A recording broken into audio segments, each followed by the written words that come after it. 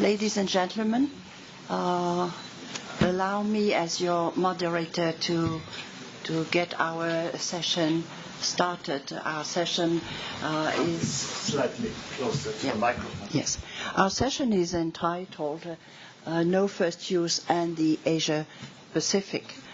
At this stage, most of us in this room belong to APLN, but I do see a few faces outside the APLN. So allow me to introduce to them the APLN in a couple of sentences.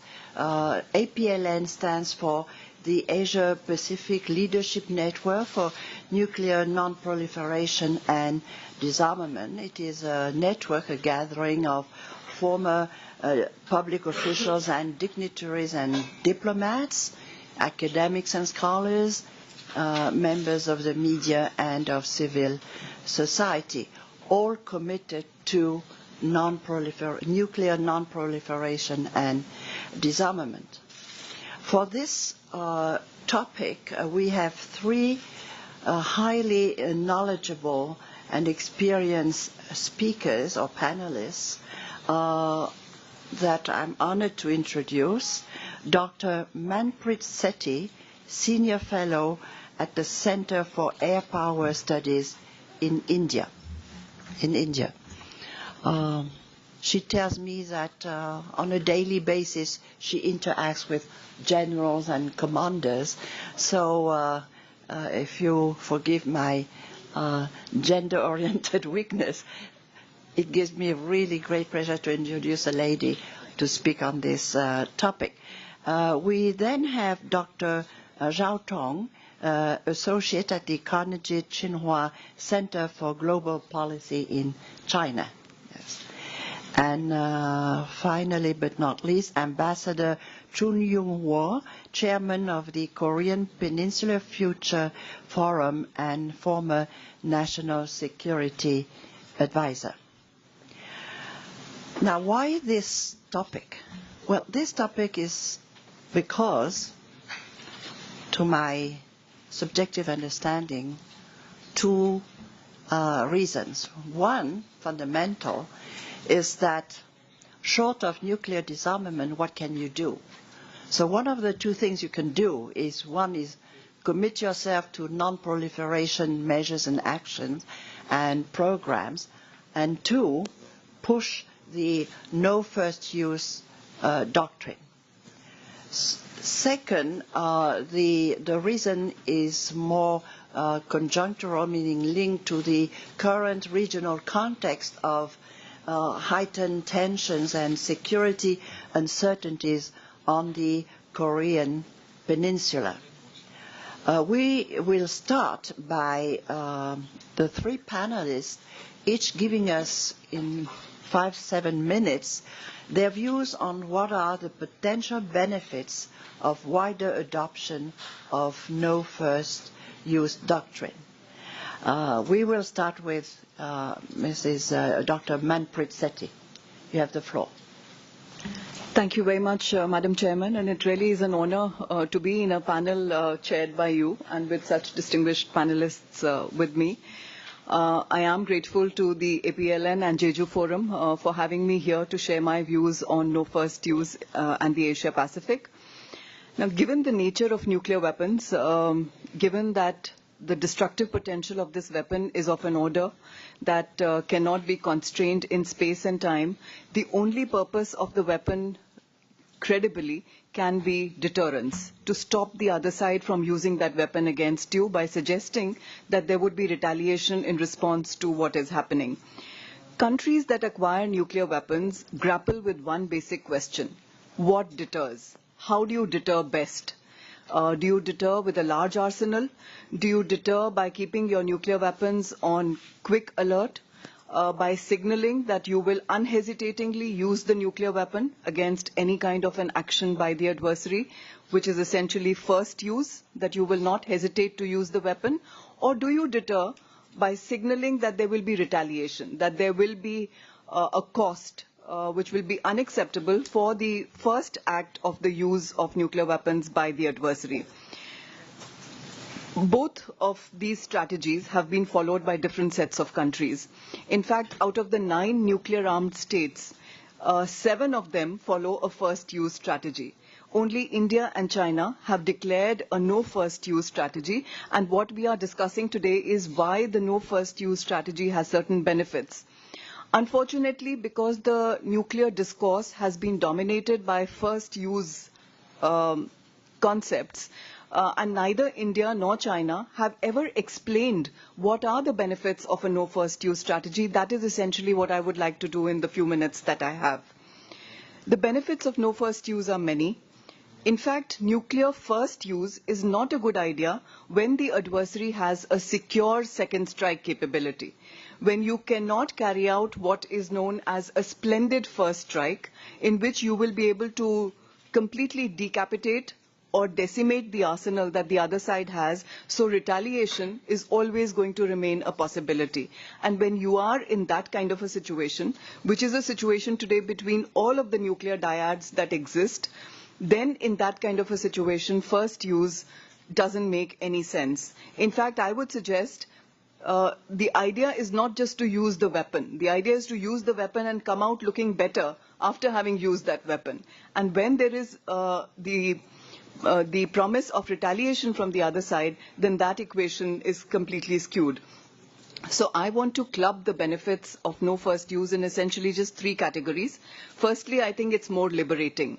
And this is a very counterintuitive view, because generally people believe that when I have the right to use the weapon first, that's more liberating. But what I'm suggesting is, by leaving the onus of escalation on the adversary, you're actually liberating yourself in several ways. Firstly, there's no material weight that you have to carry on your shoulders. So in terms of arsenal requirements, numbers, accuracy of missiles, the capability that is necessary for first use, all of those requirements become much less, of a lesser order, and therefore there's no material weight of first use. There's no psychological burden of first use, because the norm of non-use is fairly strong today. And for any leader of any country to make that first use of the nuclear weapon is certainly a psychological burden that he'll be carrying. There is no logistics burden of the requirements of first use. The idea that you have to coordinate strikes, that you have to make sure that they go in a certain salvo to be able to take out as much as you can of the retaliatory capability, so that much less is coming back at you. There's no logistics burden. There is less financial strain. Of course, nuclear weapons cost money, but the financial strain can be lesser when the requirements are much lesser. There are fewer existential risks of nuclear weapons because you're not delegating command and control. The possibility of unauthorized use, miscalculations goes down, and the decision to retaliate after you have taken a nuclear strike on yourself can be far easier, legitimate, and I would even say guilt-free after you have taken a nuclear strike on yourself. The second benefit category is that nuclear no first use is more stabilizing. Arsenal requirements, as I pointed out, are limited. Force postures can be far more relaxed. So your arsenal, your weapons don't have to be on hair trigger alert. They don't have to be on launch on warning, launch under attack kind of positions. Command and control can be far more relaxed. So therefore, you are not putting the adversary on a use or a lose dilemma. Because if you have a first use doctrine, you are suggesting to the other side that you better use your nuclear weapons first, or I will take away what you have through my use. So by having a no first use strategy, you are removing that dilemma from the adversary, which then raises the chance of no use of nuclear weapons, which is the purpose of the nuclear weapons, that you don't want these weapons to come into play. And lastly, the category that I think of benefits that exist for no first use is that it's more conducive to international security as well. So it's not just good for the nation, it's good for international security because it reduces the value of the nuclear weapons. If everybody was to suggest that there will be no first use, there will be no use of the weapon, so the value of the weapon comes down, and it's human nature to cling on to something to which we add value. So if we devalue the weapon by having a no first use strategy, we will effectively be moving towards disarmament, as was suggested by the chair. This then eases the pressures for proliferation, for more countries to acquire nuclear weapons, because it's a weapon which is not really usable.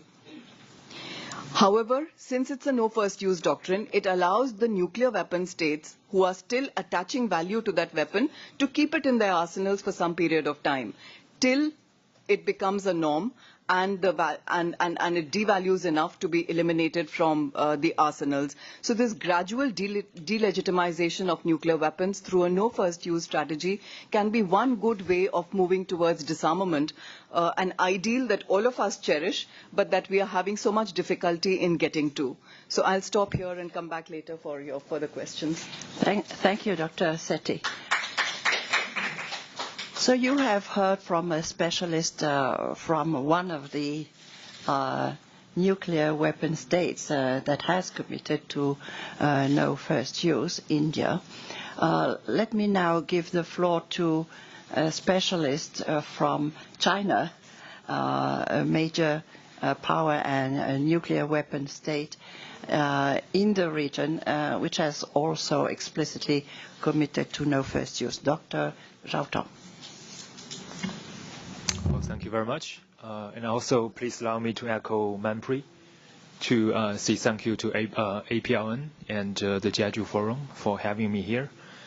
I would like to share 4 brief points about why we should try to promote no first use doctrine.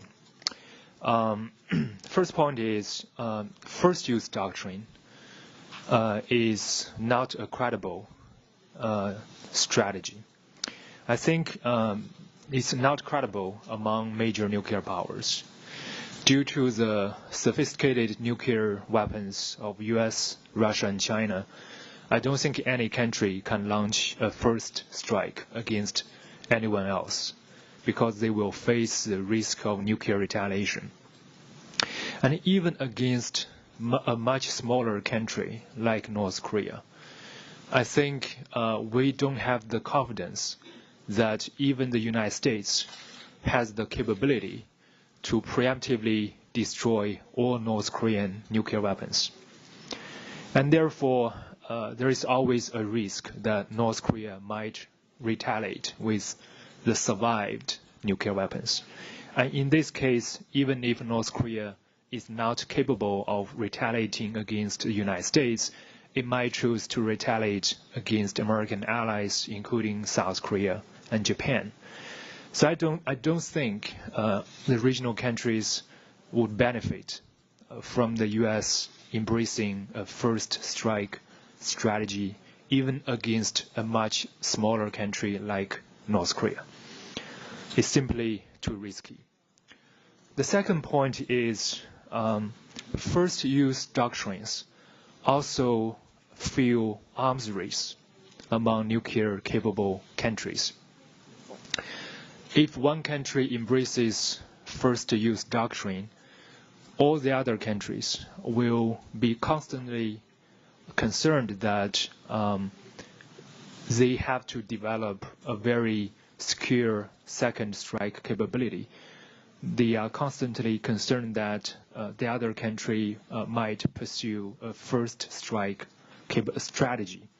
So that concern will compel everyone to continue investing in their nuclear stockpile build-up, and that fuels nuclear arms race. I think there's already a significant level of nuclear arms competition between US and China, between India and Pakistan, and between US and North Korea. And by embracing first use doctrine, we will only further enhance this existing nuclear competition and nuclear arms race. A third brief point, which is already mentioned by Manpreet, which is first use doctrine really enhances crisis instability. It greatly increases the risks of nuclear escalation during a conventional conflict. In the case of North Korea, which is a case that we all are very concerned with nowadays, given that the United States does not have a no first use policy, North Korea will always worry about a first strike from the United States. And therefore, North Korea will do everything to increase the survivability of its nuclear forces. It might choose to raise the alert level of its nuclear weapons during peacetime. It might choose to pre-delegate the launch authority to operational level military officers. It might rush to launch nuclear weapons at the first sign of American military offensive. So this will only increase the risk of incidental and unauthorized nuclear launches.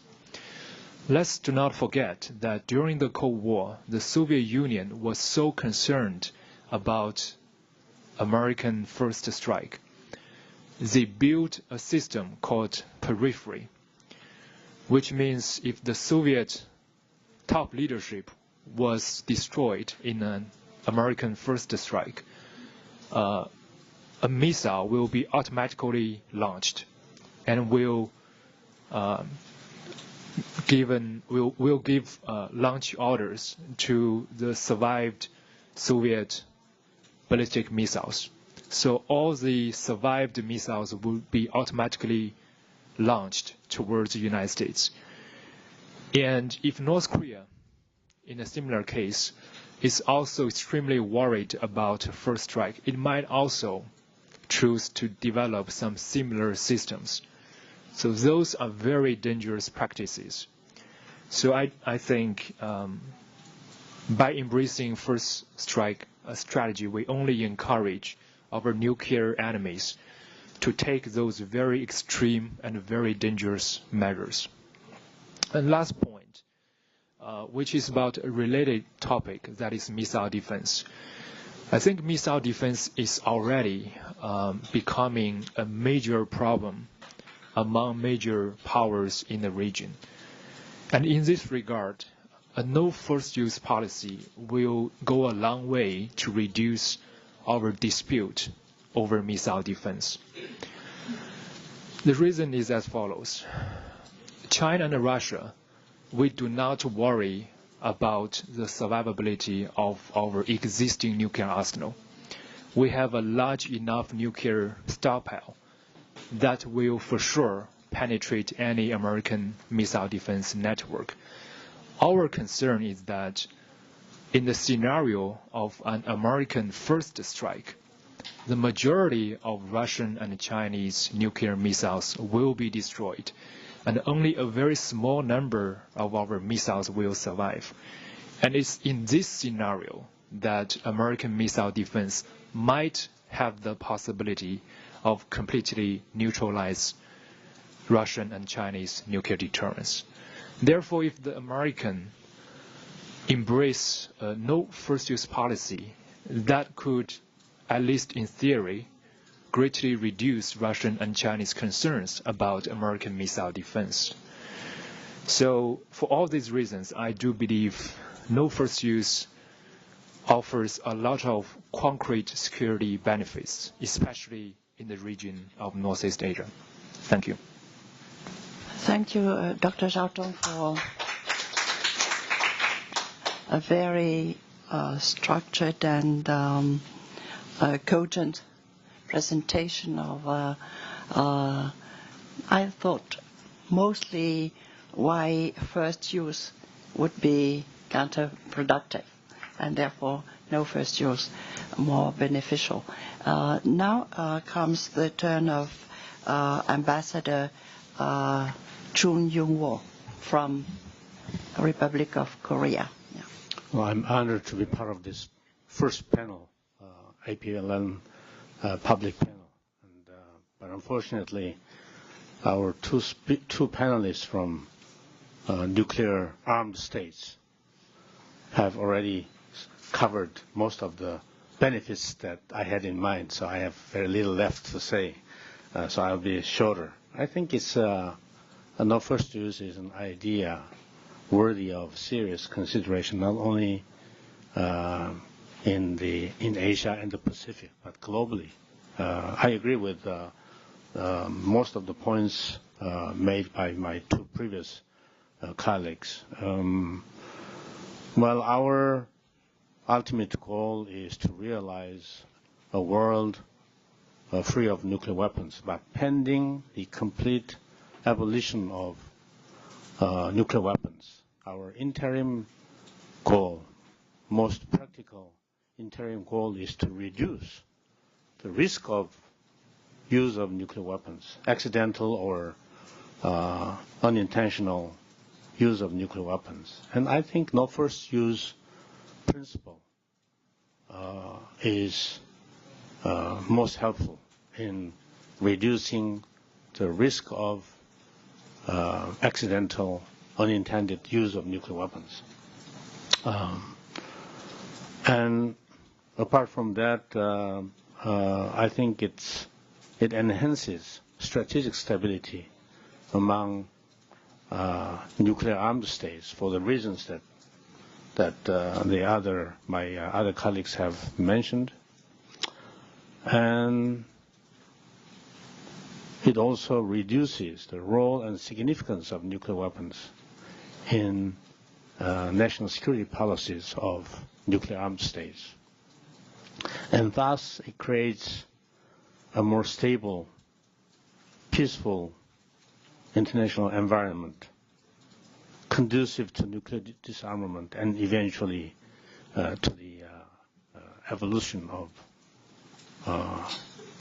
of nuclear weapons. So these are basically the key benefits that I want to just reiterate from what was already said. And another point is that no first use is an important step toward the ultimate goal, but it is also easier to achieve than the abolition.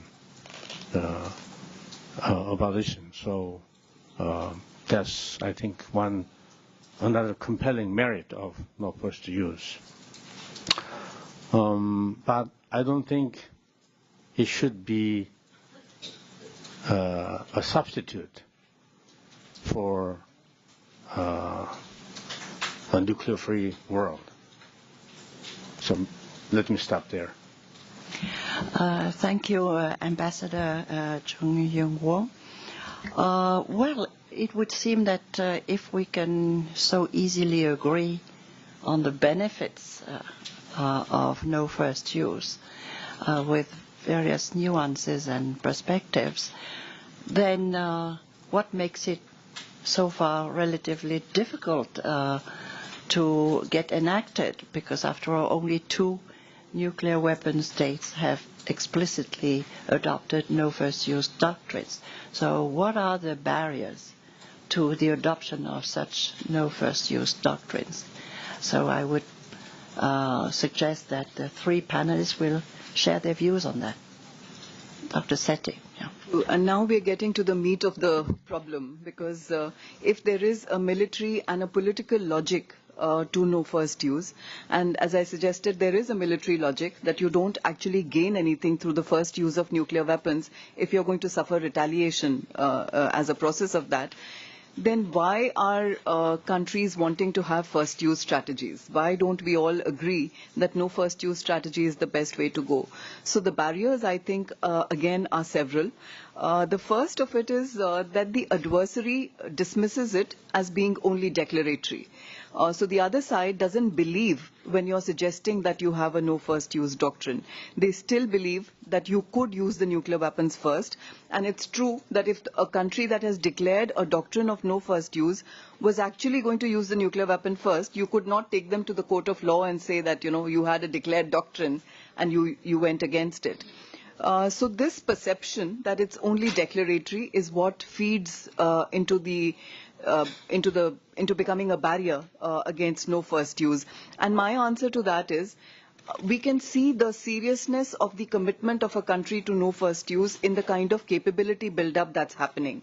So a country that has a no first use doctrine will build a capability which will focus more on survivability, which will focus more on the ability to carry out retaliation rather than building a capability which is meant for first strike, which is more accurate missiles, multiple independently retargetable vehicles on one missile, so one missile carrying more than one warhead, large arsenals. So if your commitment to no first use is to be actually measured, it can be done through the capability build-up that a country is engaging in.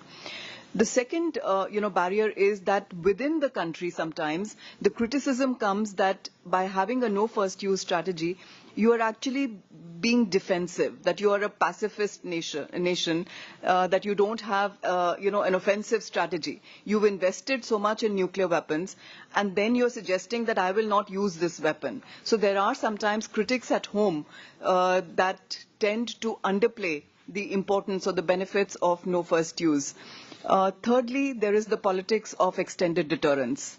We all realize that countries that are enjoying the nuclear umbrella from the United States have sometimes pushed away the United States from going in for a no first use strategy, because then the belief is that in case I'm under threat of nuclear weapons from the adversary, but the US is not going to protect me with its own nuclear weapons, then it undercuts the alliance relationship that exists between the extended deterrence countries.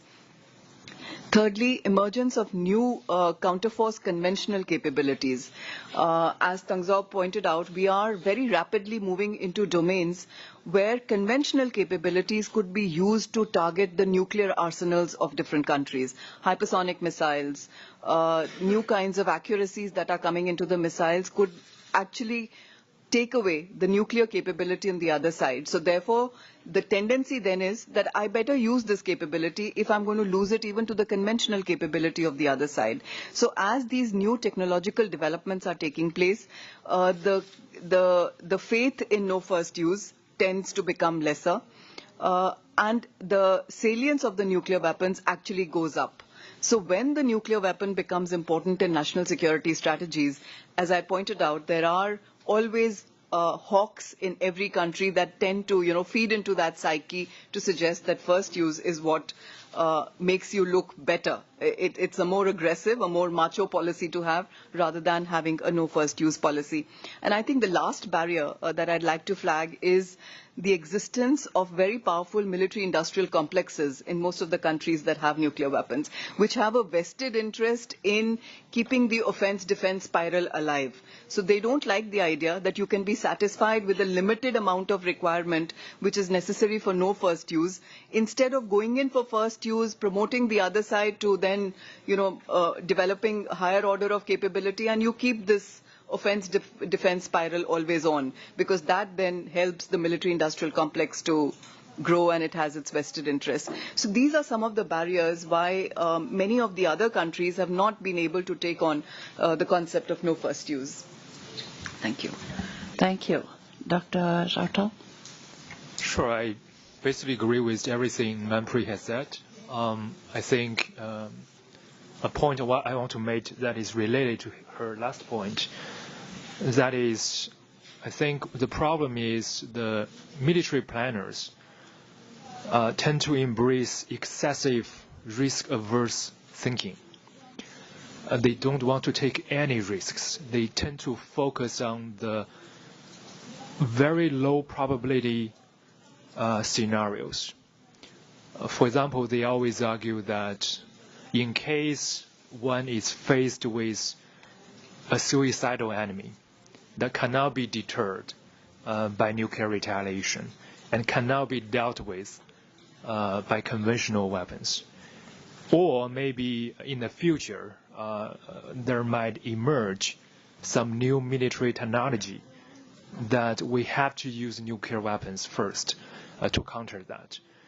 But I think this excessive risk-averse thinking that focuses too much on the very low probability scenarios, the very exotic scenarios, is actually an important barrier for us to embrace forward-looking thinking. It only prevents us to make any progress in military planning and security decision making. Another important reason that I think has prevented us from embracing no first use is concern of security allies, especially in the case of the United States. Towards the end of the Obama administration, President Obama seriously considered embracing no first use, but later decided not to do so. And one important reason is that there was major opposition from U.S. allies. So there is serious concern in Japan, and some of the concern might apply to South Korea as well, about U.S. embracing no first use. And I think there are primarily three specific concerns from American allies. One is the concern that the U.S. embracement of no first use might undermine the credibility of American extended nuclear deterrence. The argument was often heard, but I don't think it's true. In the contrary, I don't think the U.S. no first use would ever increase the chances of North Korean conducting a nuclear first strike. Because any North Korean first use of nuclear weapons will certainly be met with massive retaliations. So it will be suicidal for North Korea to even contemplate first use of nuclear weapons, even the United States embraces no first use. The second concern that we always heard is that China is rapidly developing its conventional military capabilities. Therefore, if the U.S. embraces no first use, and China feels that any future conventional conflict will have no risk of ever escalating to the nuclear level, China might be emboldened to behave more aggressively at the conventional military level. The typical argument about the so-called stability-instability paradox. And some people even argue that if China obtains conventional superiority in the future vis-a-vis the United States, it's the United States that should consider using nuclear weapons first in a future conventional war with China. So I think the problem with this argument was a major misunderstanding about Chinese political intentions. And this problem requires substantive and long-time dialogues and exchanges among regional countries to reduce misunderstandings about each other's intentions and build confidence. The third argument that we always heard about why no first use is not good is that no first use might indicate American weakness.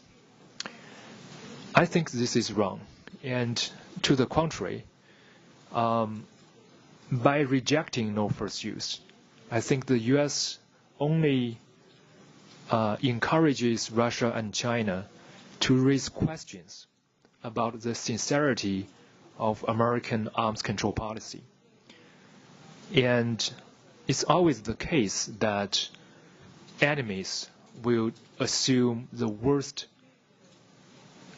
case intentions of each other.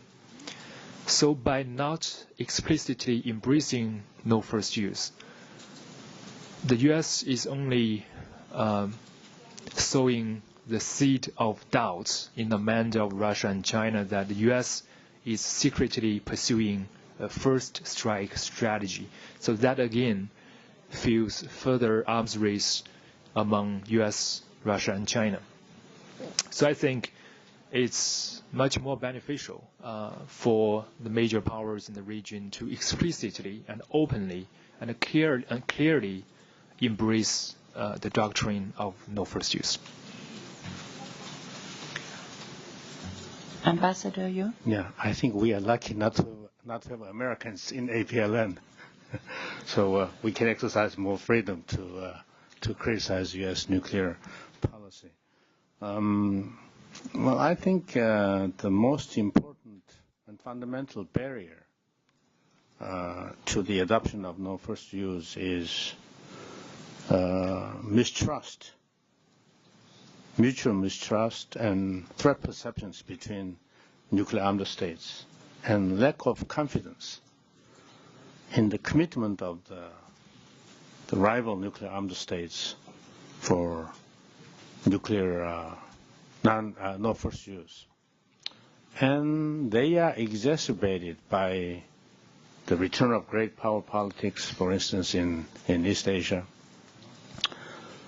which involves competition for power and influence and attendant rise of tensions. And I think the inertia of military leaders and national security planners, or their reluctance to change military doctrines, strategies, in accordance with the evolution of the threats.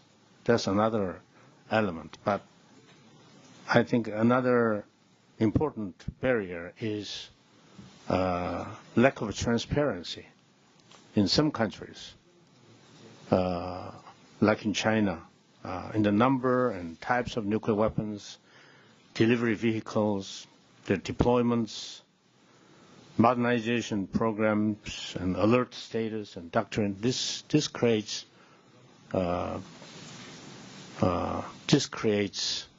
need for greater to prepare for greater margin of error in other nuclear weapon states. Well, there has been discussion about U.S. extended nuclear deterrence to its ally, ROK and Japan, in this region, which is deemed to stand in the way of adopting no first use. I think you have a point. And frankly speaking, I think ROK and Japan can do without first use. I think we can deal with North Korea's conventional threats without resort to nuclear weapons, without relying on extended nuclear deterrence. But initially, I think it had North Korea's chemical weapons, biological weapons, before North Korea developed nuclear weapons.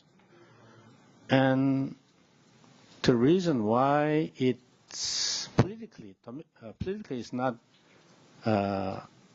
conducive to such discussions, I think both in Japan and Korea, is because this is time, as we know, that North Korea is moving in earnest, speeding up its nuclear armament, and raising this issue of dispensing with the no first use, with the first use, and adopting no first use doctrine doesn't seem to address the threat perceptions that are widely shared in Korea due to North Korea's mounting threat. But I think in the process of when we have a deal with North Korea, and in the process of denuclearization of North Korea, I think excluding first use option in extended U.S. nuclear deterrence can be an idea that may deserve serious discussion and consideration.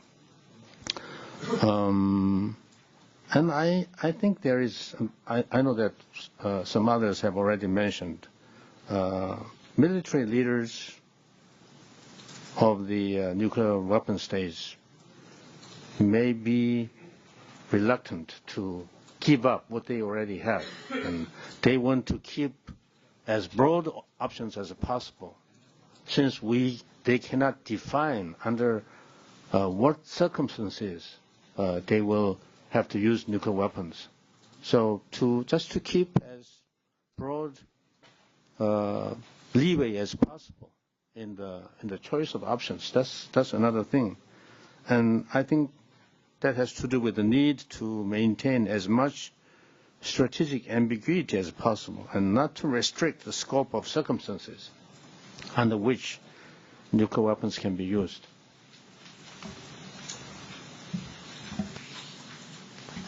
Thank you.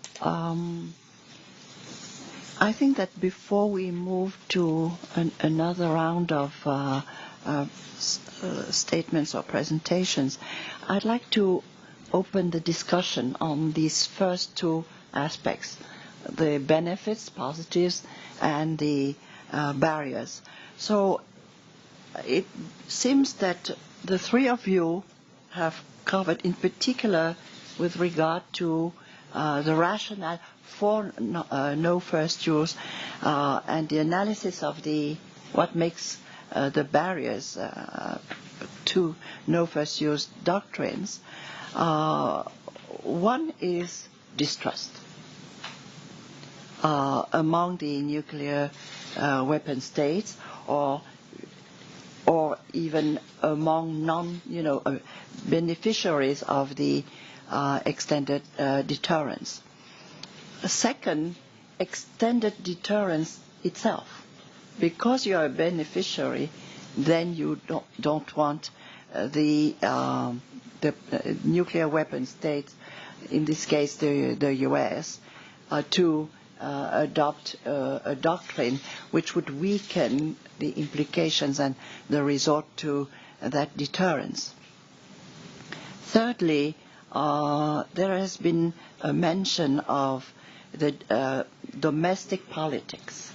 The domestic politics, perceptions of weakness and strength in the national defense strategies and so on and so forth, making it difficult for politicians sometimes to promote non-first use doctrines. And then, of course, the established thinking and interest of the military complex and the military establishment. I was particularly interested, however, in the last point made by Ambassador Chun about the fact that dealing with DPRK, very difficult case, ROK could still, move to support non-first use doctrine within the extended deterrence. So I would like to open the discussion among us, the panelists, about that idea so that we can move from the more theoretical framework to the most topical issue at hand at the moment, which is not so much India-Pakistan, but really the Korean Peninsula. So what do you have to say to that? Especially because South Korea now has a new president. So what makes you so confident that, Dr. Chun, Ambassador Chun?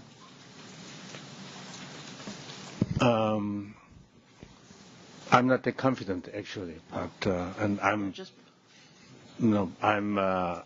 not the most enthusiastic supporter of the new president, but I can say something about how no first use principle can work with North Korea. Is that the point that you want to get from me? That's the crux, I think, the issue at the moment. Yeah, right. I think this region. Yeah. I think the essence of no first use commitment is the credibility of the commitment. And North Korea's commitment is only as credible as North Korea is. So I wouldn't give much value to North Korea's, even if North Korea makes no first use commitment.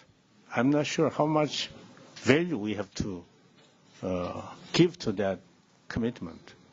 So that's one problem. Another is that North Korea wishes to be recognized as nuclear armed state. I don't think they want to join NPT as a nuclear weapon state, but they want to be recognized as a de facto nuclear weapon state, like India and Pakistan, Israel. And they may like to behave like a responsible nuclear weapon state, de facto nuclear weapon state, and will have no problem committing to no first use. As I said, credibility is the problem. Another is that they may wish to use no first use principle, in its strategy to be treated as a legitimate nuclear armed state. And I think that creates problems. It has some implications for where North Korea stands in its legal status. We know that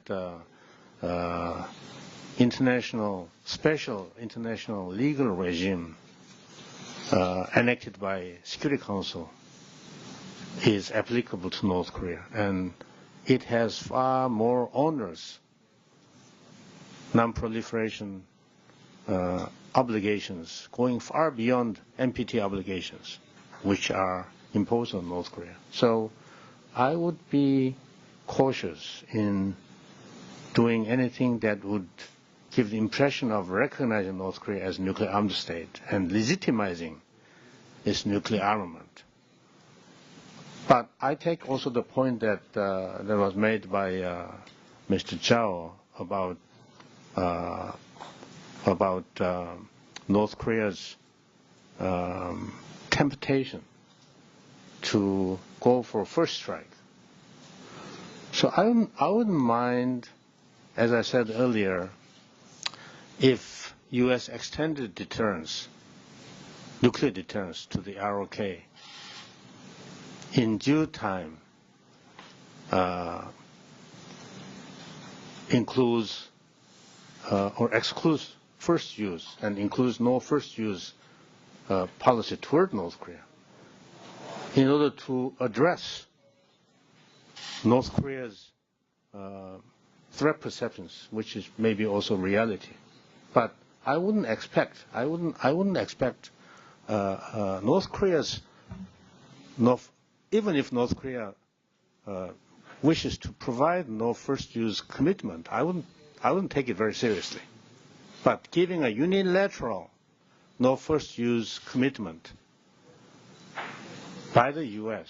to North Korea will be less problematic than demanding North Korea a no first use commitment. Ambassador Jung has made a very convincing argument on which I'd like to hear Manpreet Sethi's views from outside the sub-region. Yeah. In fact, if you'd allow me, rather than commenting on the North Korean issue, we've got enough problems of our own to deal with. So I want to go to the underlying principle that you were hinting at, and which applies both to the case of North Korea and to the case of Pakistan in the India-Pakistan nuclear equation, which is the belief that it's okay for weaker conventional powers to have a first use strategy. Because we are conventionally weak, we can only deter the other side by having a first use strategy. And I would, just point to the example of, for instance, the relationship between China and the US in the 1960s when the first time the nuclear weapons came into China. And even then, at that time, the no first use strategy was adopted by a weaker conventional power against a very superior conventional and nuclear power like the US. In my view, it's okay for a weaker conventional power to suggest that they want a first use strategy when they have a revisionist view of the relationship, when they want to change something by having those nuclear weapons. So the tendency then is to project the first use of nuclear weapons in order to deter the conventional superiority of the other side. And I give you the example of India and Pakistan, where Pakistan uses terrorism in order to carry out a revisionist strategy against India, and then deters India from using its conventional capability against Pakistan by suggesting, I have a first use nuclear strategy. So if you use your conventional weapons against me, I will use my nuclear weapons first. And this is where I think the problem comes. That's again one of the barriers in the belief system, that it's okay for conventional powers that are weaker to keep their nuclear weapons in the first use strategy stage. But I largely go along with what Ambassador Chun is saying. Since countries want to be recognized as responsible nuclear powers, there could be a tendency to move towards the no first use strategy if we begin to propagate it as one of the ways of removing the stigma that you attach with nuclear weapons. Very interesting points on which Dr. Jatong, if you have. I want to make 3 brief points. One is North Korea is a very paranoid country, as the former Director of National Intelligence of the United States, James Clapper, already mentioned.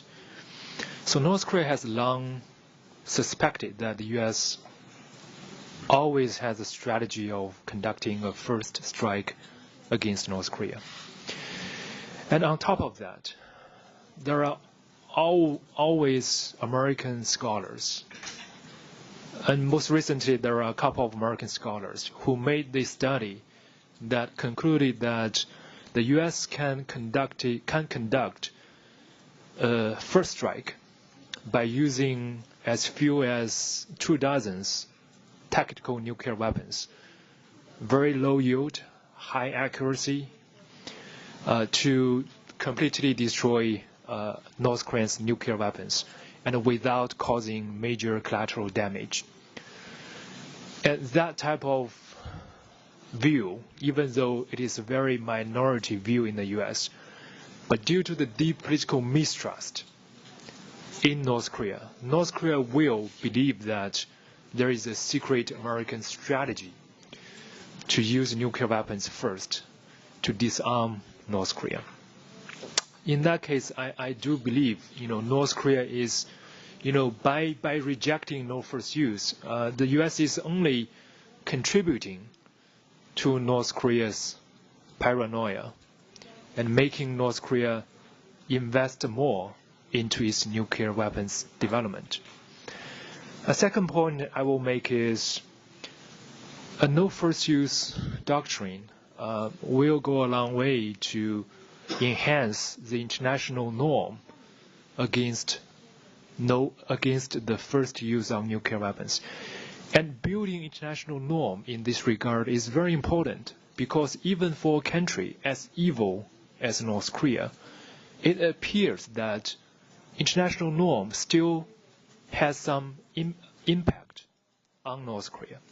I think part of the reason that North Korea hasn't conducted any nuclear tests in the atmosphere might be due to the existence of international norm against atmospheric nuclear tests. So in a similar vein, if we can strengthen the international norm against first use of nuclear weapons, I think that will have some impact on the thinking of North Korea's military strategy. So that really benefits everyone in the region. And last point, which I think we can make no first use commitment mutual. North Korea, after the fourth nuclear test earlier last year, officially announced a policy of no first use. It's true that North Korea's no first use policy is much more limited and applies to a much narrower set of scenarios compared to the unconditional no first use policy of China or compared to the no first use policy of India.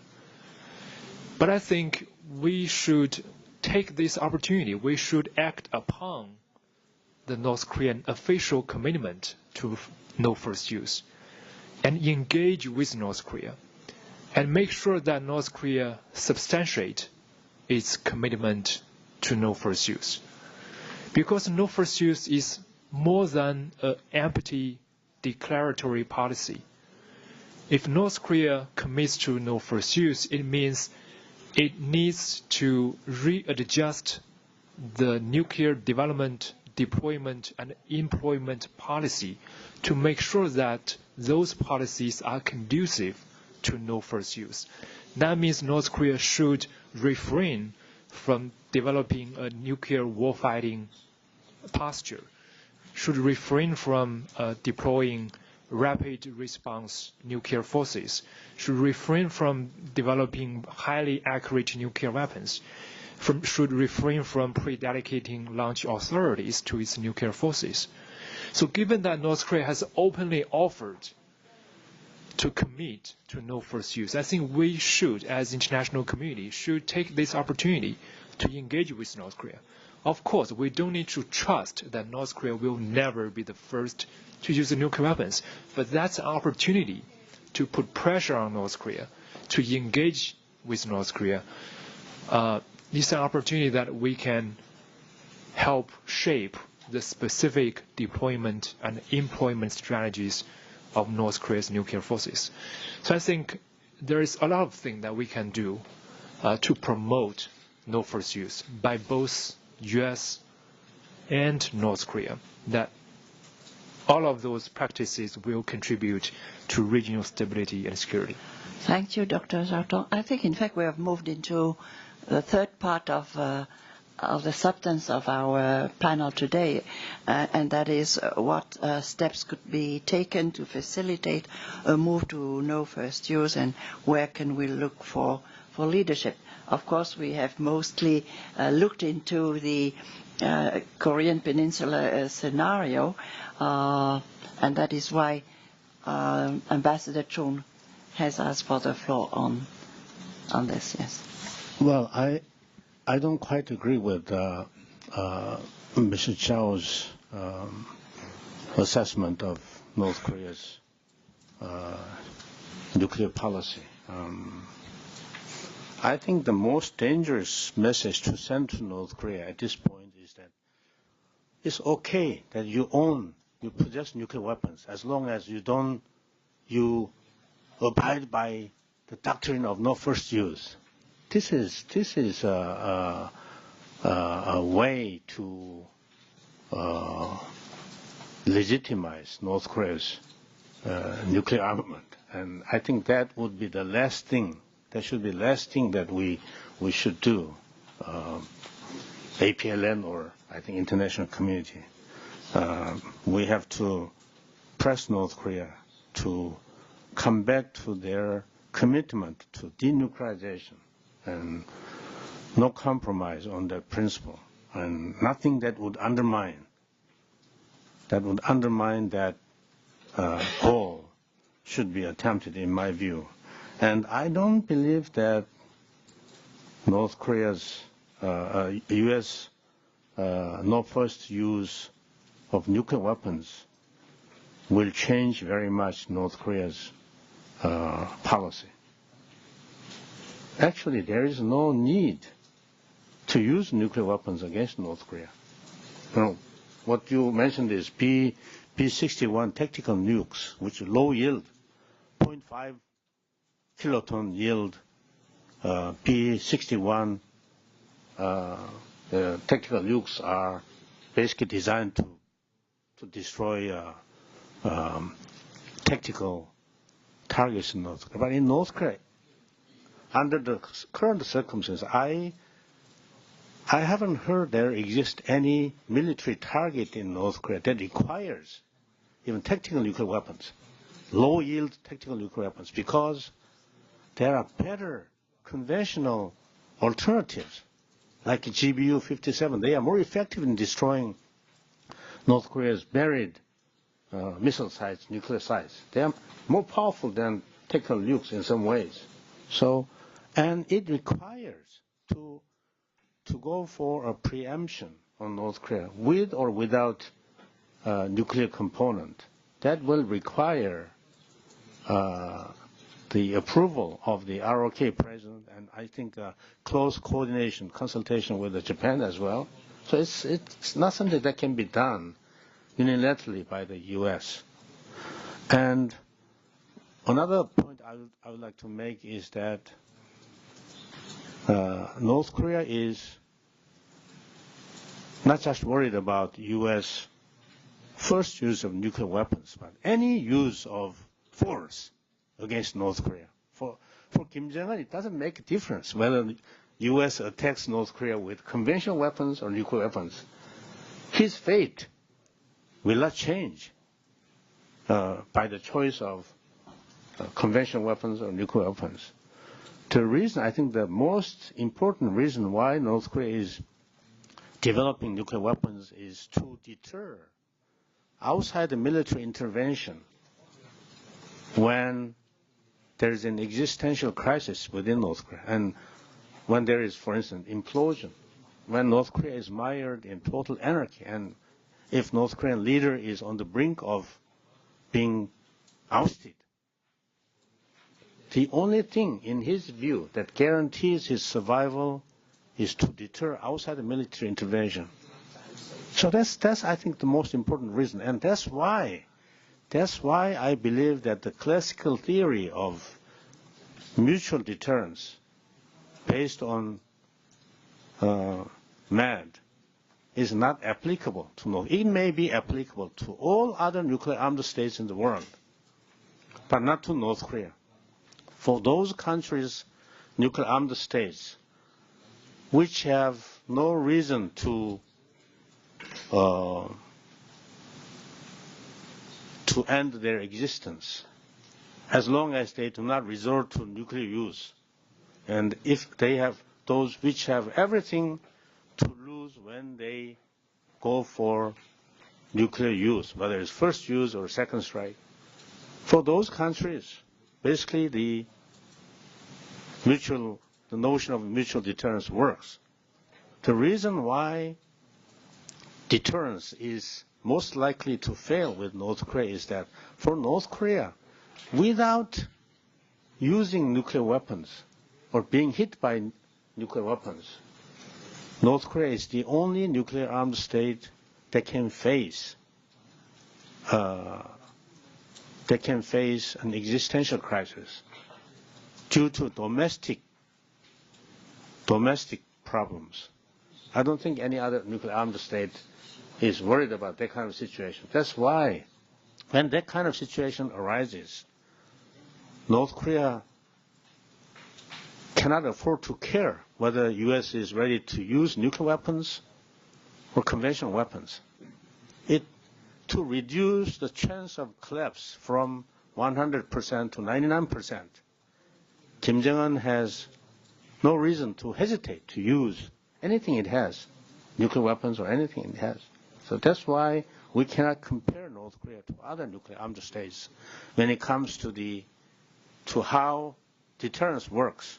That's why NROK is trying to build capability to deny North Korea's use of nuclear weapons. Because deterrence by punishment is to fail. And only deterrence by denial is the way to defend against North Korea. And when this classical theory of deterrence fails to work with North Korea. Well, I'm sorry that we've been focusing on the Korean Peninsula, because this is the issue of the moment, and we can see two different, fundamentally different approaches, and perhaps if we have enough time towards the end, it would be interesting to hear from the audience. But before we do that, I'd like to give an opportunity to all three of you to speak more broadly of what steps and towards which power we should turn to promote no first use. So let's move outside the region of Northeast Asia and to Manpreet Sethi. What steps can we take to move to no first use is a very difficult question in today's times, which I call the times of nuclear cacophony, because what we see around us are modernization of arsenals going on across the board amongst all the nuclear armed states. We see replacement of old arsenals in the case of the established nuclear weapon states, new inductions in some of the newer states. And as a result of that, the general sense is that nuclear weapons are predominant and in your face in national security strategies. So at a time like this, to argue for no first use is a difficult moment. But I would say that as a first step, what is necessary is that India and China should continue to stick to their no first use. Because if there's any wavering of commitment between the two countries, which have shown an oriental approach to nuclear weapons, to project nuclear weapons as political instruments that are to be used for deterrence by punishment, not for denial. And that hasn't been the predominant view of nuclear weapons in the world. Then they must first stick to their commitments on no first use. I would even be happy if we could have some kind of formalizing of the no first use between India and China. Looks very difficult at this moment in time, but if there was to be a formal treaty agreement between the two on no first use, it would stabilize the relationship in the region and provide a good example to other nuclear dyadic relations as well. Secondly, if we could arrive at some kind of a multilateral treaty on no first use, which is going up in the order of the wish list, if there could be a multilateral agreement on no first use amongst the nuclear armed states, that can be a very potent step towards elimination of nuclear weapons and would really undercut the salience of nuclear weapons very quickly. How do we do it? Perhaps I can just give two ideas. One is that could even be sponsored by the APLN, for instance, which could be by way of sponsoring studies on the military utility or the non-utility of first use, building scenarios to suggest where could possibly be a good use of the nuclear weapons first, where the country comes out better after having used nuclear weapons. So can we put together a set of perhaps retired military men, even former commanders of strategic forces in some of these countries, diplomats, civilian academics, to commission them to do a set of studies in order to prove the non-utility or first use of nuclear weapons. The second thing could be for Washington perhaps to start a dialogue with its allies, people under the extended deterrence commitments, in order to explain to them why extended deterrence can still survive even if a no first use commitment was to be given by the US. So these could be some of the ideas that could move us further on the issue of no first use at a more global level. Dr. Jean-Claude? A few points, but very briefly. First one, I think the top leaders, the top political leaders of each country should provide a clear political guidance to the military and to the defense scientists in order to overcome the bureaucratic inertia in embracing no first use. Second point, I think countries should encourage rather than challenge each other's no first use policy. No first use policy may not be verifiable, but still it has great value. Especially it can promote the building of confidence. It can increase predictability. It can remove worst case scenario thinking. All those are very useful. However, the United States really likes to challenge China's no first use, believing that China has no intention to implement no first use, and China is simply manipulating the perceptions of the international community. And that activity only undermines China's interest in sticking to its no first use policy.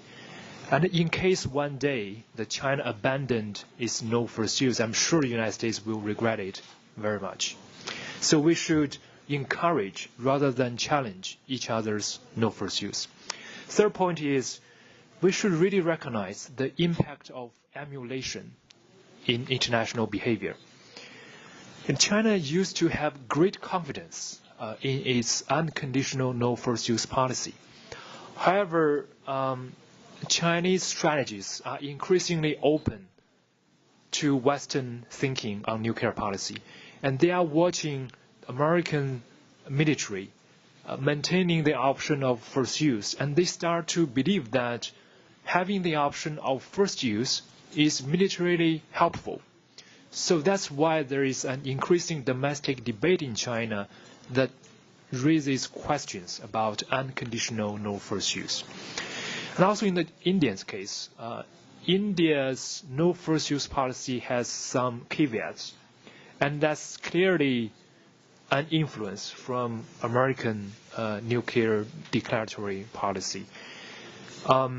So given the impact of emulation between countries, I think there is an urgent need for such countries to conduct substantive and in-depth dialogues among themselves to discuss the merits and drawbacks of specific nuclear policy, including no first use or first use. That's the way to find out whether we should pursue or reject no first use. Fourth point is we really need to advance the norm of no first use of nuclear weapons, because that norm would help reduce risks of nuclear use, especially given at this moment there is an international movement about the humanitarian consequences of nuclear weapons. There is an international negotiation at the UN about a nuclear ban treaty. It's a good opportunity for the international community to promote the norm of no first use. Last point, which is about leadership. I think the most militarily powerful countries have a special responsibility to show leadership in reducing nuclear risks. If even the most militarily powerful countries reject no first use, there will be no hope for other countries to exercise self-restraint in nuclear policy.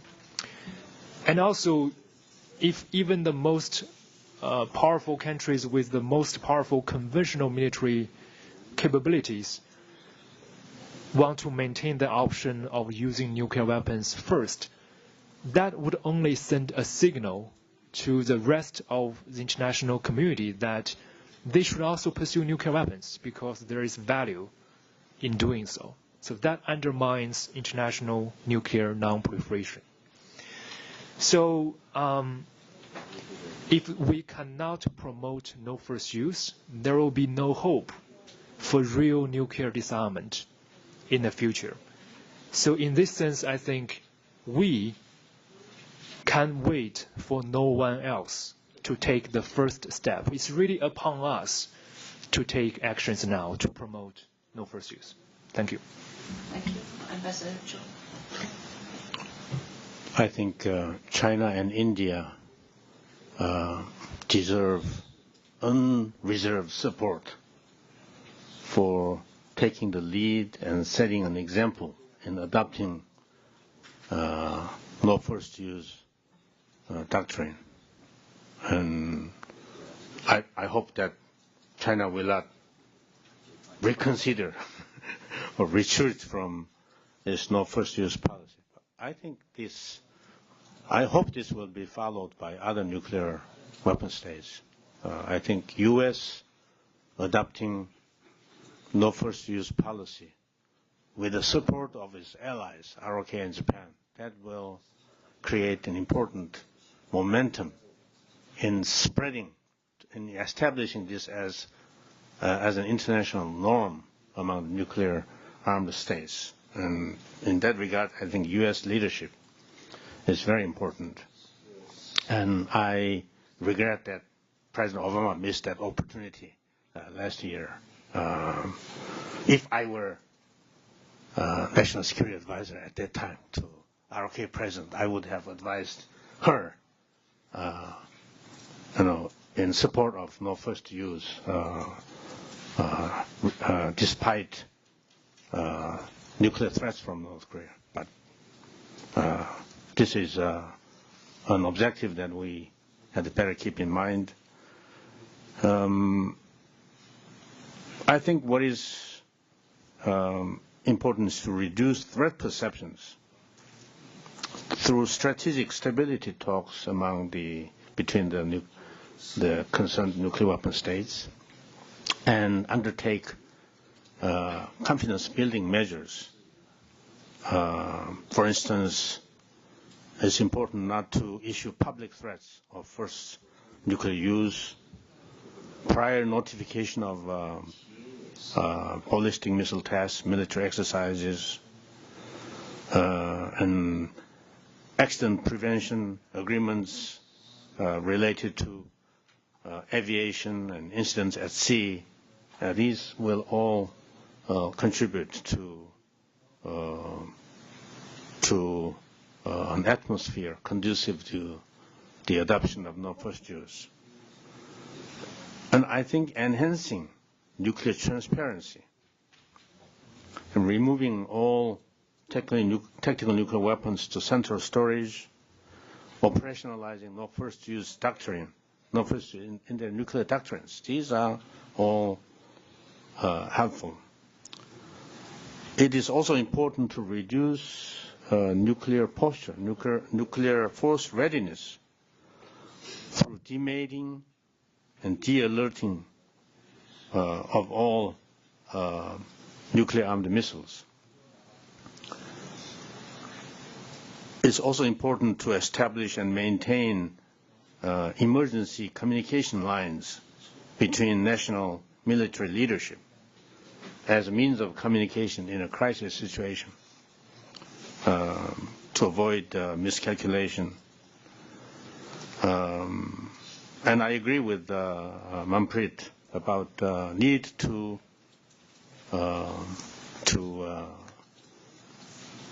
reach bilateral, multilateral agreements between U.S. and China, between China and India, Pakistan, with all these countries on no first use before they can be turned into a legally binding multilateral agreement by all nuclear armed states. I also support your idea of APLN taking the initiative of promoting this bilateral and multilateral agreement on no first use. Thank you. Thank you. Before I turn to the floor for some interaction with the panelists, it seems to me that although each of you, look at the issue from a different perspective, and we are agreed that applying the no first use doctrine in different sub-regional and regional circumstances will make for very different submissions or stances. But as members of APLN, it seems to me, through what you've just, all three of you, said, we are committed to the principle as part of the broader nuclear disarmament agenda. So the only and I notice in particular such important notions as leadership. Should China and India show the way? That's a question. can the U.S. within the extended deterrence also show the way together with its allies within that extended deterrence? What about confidence-building measures and transparency? What about bilateral, multilateral agreements? Perhaps the consensual view would be if there is an outfit that can try and promote the no first use doctrine in principle within the broader nuclear disarmament agenda, then it should be APLN. But now we have just 10 minutes, and I'd like to open the floor to the founder of APLN, Gareth Evans. Thanks, Linda. Look, thanks to the three panelists for three excellent contributions, very sharp-edged and very precise, very helpful to our thinking. But I want to challenge Chun Yong Wu on his suggestion. Wait for what?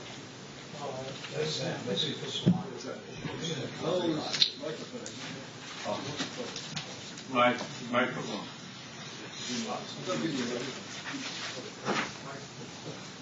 Okay.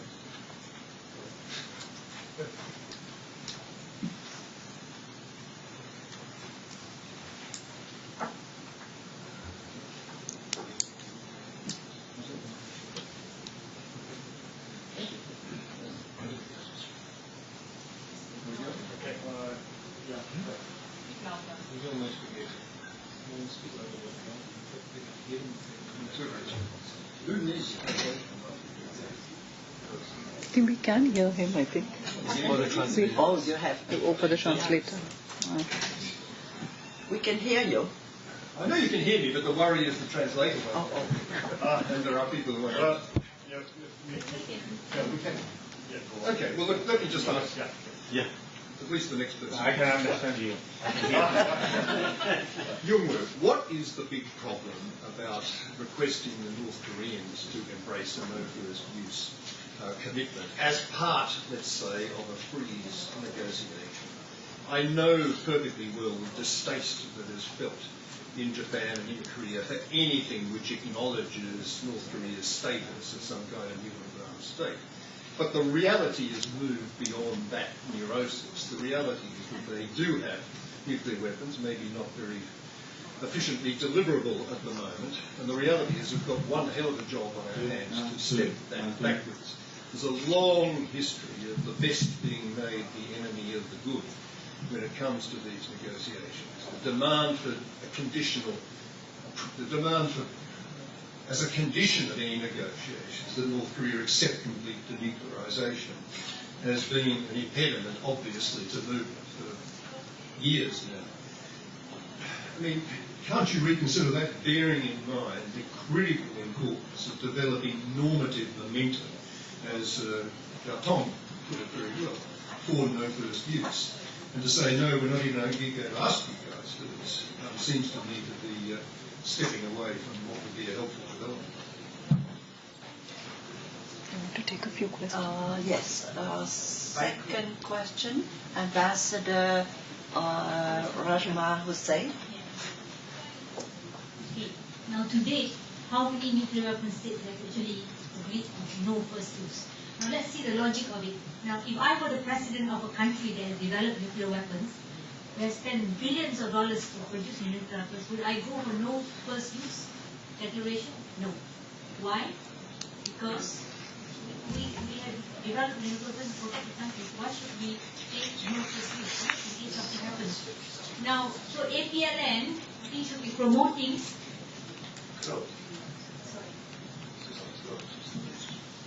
APLN should be promoting actual disarmament of nuclear weapons rather than no first use. Because I don't see the logic of a nuclear weapon country having nuclear weapons and then saying no first use. Because if anything were to happen, just say in the US, Trump, you're fired. The nuclear weapons will go. So we should go for nuclear disarmament actually and non-proliferation. Thank you. Third question for this first round, Ambassador Sood. Thank you. One is related to something that Gareth just mentioned. And I think, Tom, you had said that after the fourth test, North Korea came out with some kind of... Could you just elaborate a little bit? And if so, would South Korea consider it credible? Would the US consider it credible? Which is related to what Gareth said. And the second thing is, how is it possible to make no first use credible in the eyes of the adversary? In the sense, what is it that can be done? Because very often the adversary does not look at no first use with a sense of credibility and says, well, you know, when the chips are down, it will not be implemented, it will become first use. So how is it that you actually convey assurance to the adversary that the no first use is a meaningful doctrine?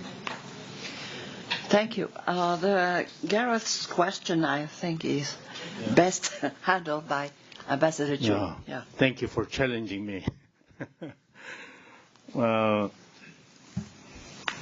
North Korea's no first use pledge, as I said earlier, cannot be trusted. And if it cannot be trusted, it's worthless. And we cannot just leave the safety and lives of 50 million people in the South at the mercy of Kim Jong-un, who is willing to kill his uncle or his brother, going as far as to Kuala Lumpur with a chemical weapon. I don't think anybody can trust his commitment when he says, if you look at his track record of, honoring earlier North Korea's agreements, pledges, that will not inspire very much confidence in his goodwill to honor its no first use when it comes to lives and safety of dozens of millions of people. We cannot just live in the illusion that this nice guy, and while praying that this nice guy will keep his promise. Why should it be part of a freeze package? Freeze package? Well, what's to be trusted in anything you might commit to in a freeze package? Well, freeze will have to be done. Well, I don't know whether it will be done or not, but the policy of the ROK and other countries here is not to allow North Korea to possess first use capability. That's the goal. And I don't think any government, whether it's left or right in Korea, will be willing to peacefully coexist with nuclear-armed North Korea. Just trusting its pledge that it will not use nuclear weapons against us. That will be, well, if that can be trusted, we don't have to worry about all these things, but that's the reality now. So sorry, I cannot meet your challenge better than that. We have very little time, so there's a couple of minutes for Manpreet Sethi to handle Ambassador Hussein's question. I think the panel, Ambassador Rajma, failed miserably in not being able to explain to you why no first use makes better sense than first use, even when you have nuclear weapons. You're suggesting that countries build nuclear weapons to protect themselves, and therefore why should you commit to no first use? But the nature of the nuclear weapon is such that you build that nuclear weapon and you protect your country by the suggestion of deterrence, by not allowing the other side to use his nuclear weapons against you. It's not by my first use of nuclear weapons that I'm protecting my country. By suggesting that there will be hell to pay for the first use by another adversary is the way I'm protecting my country. So the logic of no first use is that in case there is any use of the nuclear weapon by the other side, there will be retaliation, and that retaliation will nullify any cost-benefit calculation that the first user has made. So therefore, even with no first use, you're protecting your country. You're not saying that, I'm not defending my country because I have a no first use policy. In fact, the point I was trying to make is that it's more credible to have a no first use strategy than a first use strategy. Because if the other side, if you're not going to be able to take away everything that the other side has, and retaliation is going to be certain on yourself, how have you protected your country even by using your nuclear weapons first?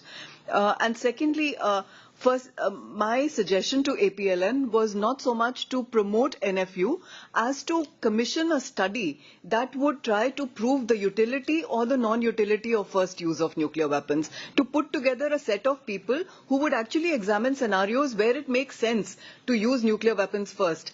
And I don't think we'll be able to find a credible scenario in which the first use of nuclear weapons, when the other side is going to retaliate, will be able to come out meaningfully. But even if the APLN was to promote the concept of no first use, it's not that it's going against nuclear disarmament. No first use, as was pointed out by the chair right in the beginning, could be one of the steps to get to disarmament. They're not mutually exclusive. So even if we are promoting no first use, we are also promoting disarmament by promoting that no first use concept.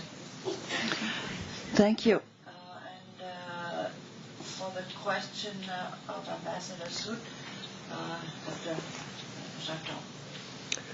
Jatton. I just firstly want to challenge Ambassador Hussein by saying that according to historic record, China spent a lot of money into developing nuclear weapons, but refrained from the option of using nuclear weapons first. So there are cases that countries actually renounce first use option. How many countries have renounced this? Only two countries. Two. Right. And I think no first use is the first step towards banning the use of nuclear weapons. And banning the use of nuclear weapons is the first step towards banning entire nuclear weapons. And banning nuclear weapons is the first step towards eventual nuclear disarmament. If we cannot even achieve no first use, there's no hope that we can ever make any progress towards eventual nuclear disarmament. Regarding the question about DPRK, basically DPRK announced after the fourth nuclear test at the beginning of last year, saying that DPRK will not be the first to use nuclear weapons.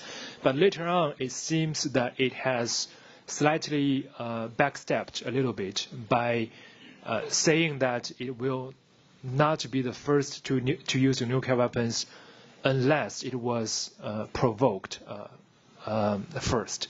So it's a very loose definition of no first use. But even that, I think for North Korea, according to their policy, their nuclear weapons are for retaliation, including retaliation against nuclear strike and retaliation against conventional attack.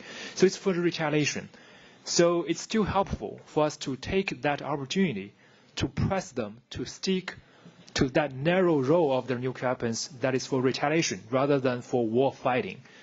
If North Korea chooses a nuclear strategy of war fighting, that means they will develop a wide range of very offensive nuclear capabilities that we won't like to see at all.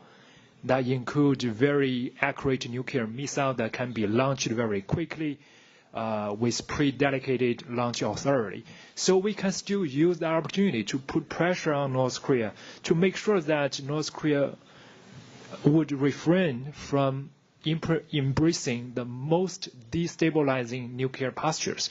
There is still great value in doing that.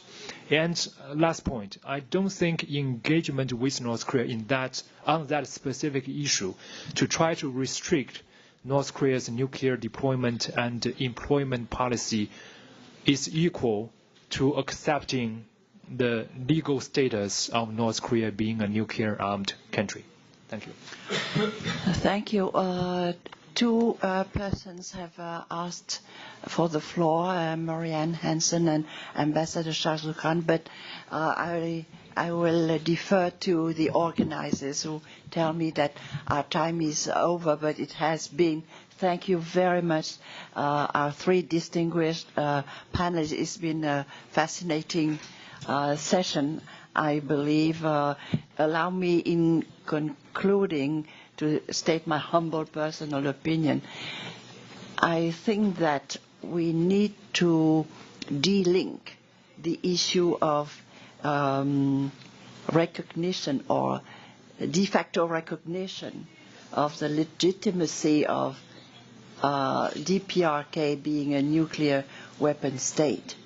If we want to move towards peace and stability and ultimate denuclearization of the Korean Peninsula, I think we need to move on this. We should not get stuck by this principle.